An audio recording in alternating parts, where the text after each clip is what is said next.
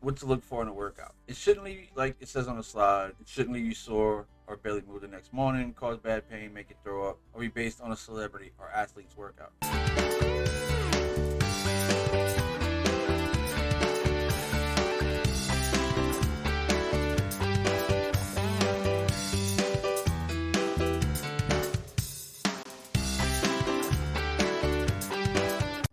Hello, everybody. Afternoon, morning, evening, whatever time it is where you're watching it from. Today is Friday, August 27th. And today I'm going to talk about three things. One of them is about squats, and there's two other slides. I don't remember everything, but as I get to them, I'll talk about them. I do want to say a little bit. My wife's video this week is talking about insulin resistance and type 2 diabetes. And one, I was a former diabetic. I'm still considered a diabetic, even though it's in remission. So, yeah, it's play a part in our life regardless of what you do.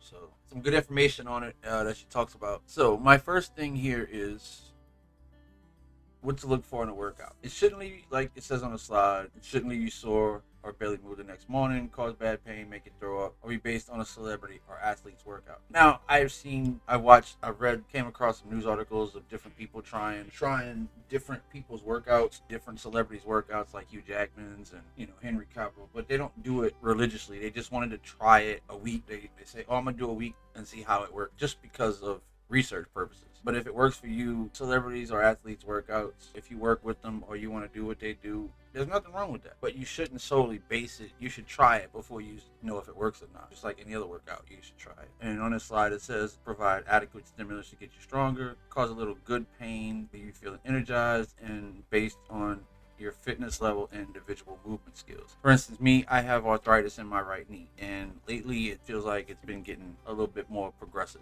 So I pay attention to how my body feels for certain workouts, and I base that on the workouts I do. My workouts in the morning, I feel energized because I work out early in the morning, but it doesn't matter. When you work out, you feel energized after. A little good pain, like the endorphins and all the stuff it releases. Now, if it causes bad pain or leaves you sore the next morning, that only means your form's off, most likely, or you're doing something different that you've never done before, like tweak a muscle, stuff like that. On my next one is deadlifts. And the misconception that people think it only works your glutes, your hammies, and your quads, and as you can see the next to it, it works a heck of a lot more than that. Deadlifts is a pretty good staple for lower body and upper body. You use a lot of muscles in your body, whether you use the straight bar, trap bar for your deadlifts. I prefer trap bar. I've always said this because it makes me feel like I'm pulling up two pieces of luggage and just standing straight up with them. I have to lean in closer to see because of my eyes. But as you can see here, I'm not gonna go over all the muscles, but it's a good full body exercise for sure. I don't have no complaints with it. Yeah,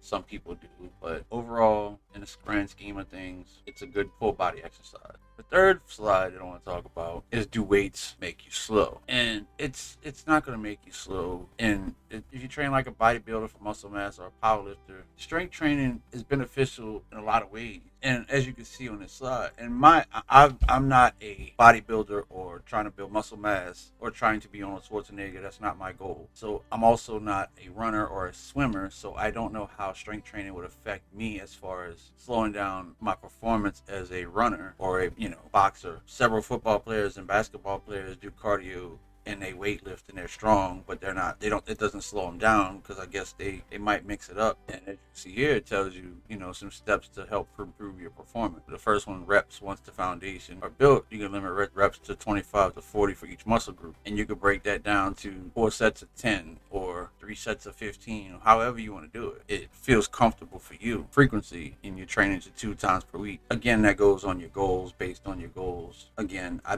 never really talked to a lot of people about this. If their weight training slows them down as far as running or their stuff like that, if it makes them slow, maybe I will reach out to a few people that I might talk to and see how it, like a friend that I has in a wrestling business, see if how weight training affects his performance as far as, or anybody he knows that does wrestling or running. Then you got nutrition, high calories, protein, and leads unwanted muscle gain. The protein, yes, calories, I don't know about so much, but the protein is the muscle building nutrition that helps build muscle. So if you don't want to build too much muscle, you don't have to eat a high protein but it's still good to get in some protein. I mean, even if it's only 30 grams a day and you don't want to build muscle, at least some protein will help with recovery. It'll help you. You won't build the big muscles if you don't need a lot of protein if you don't want to build the muscle. But some protein is good. 50 milligrams if you don't want to build a lot of muscle. It works. It keeps you full, and it also keeps you full longer. So things like that. Now you see this one, lift with speed and intent on compound lifts at various loads. That also, if you do that like different reps, different loads, it'll help your endurance. It'll kind of, as exactly what it said there, and program. Use a range of structured methods and cycles to work towards the end goal. Me and my wife, every 6 weeks, we have a program we build, and we do that program, and we try to stick to it as much as possible. And every 6 weeks, we take a week off, so we have a new program to kind of throw our bodies into a different form, so that way we're not used to certain workout. It's basically shock the system, and it works. It helps with your muscles. Sometimes there's times I'll try to do an extra set with an extra reps just to give myself a little bit extra, but 3 or 4 sets is what I do of each exercise. Again, it all depends on your goal, on your end goal. Boxing, wrestling, football, just regular overall health. If you want to become a runner, again, we've said this many times. Different things affect people different, and you find what works for you, what makes you feel good. Because what might not work for you might work for somebody else. If your end goal is to run marathon, then you don't have to do a lot of strength training. Small lifting weights with small amounts, just like 3 sets with small amounts, just to more reps to improve your endurance. And like I said, I'm not one to be an expert about that. I'm still learning some of this stuff myself, even though I've been working out for a while. So again, the individual goals when it comes to strength training, some people might have different outcomes from different performances and different weight training.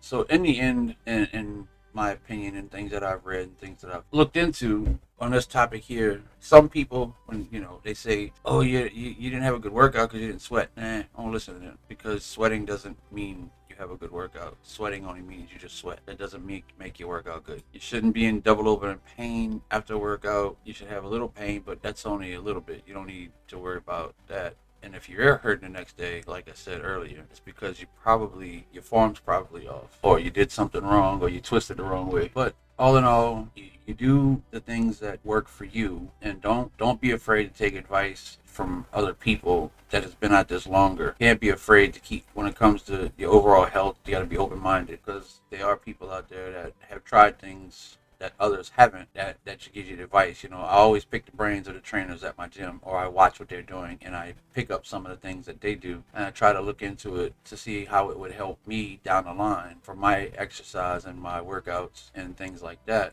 But that's going to be it for today. Y'all have a good weekend. This month's almost over. By the time my next video, it will be in September. By the time, I'm pretty sure. Yep, it'll be in September. So I will see y'all then, and like, subscribe, share, comment, questions, anything you want to talk about. You want to give me something that I missed, something that I didn't say, or that I should have said, or I should have covered in this video. I'm all for that. I don't have a problem with that. So y'all have a good weekend, and see y'all next week.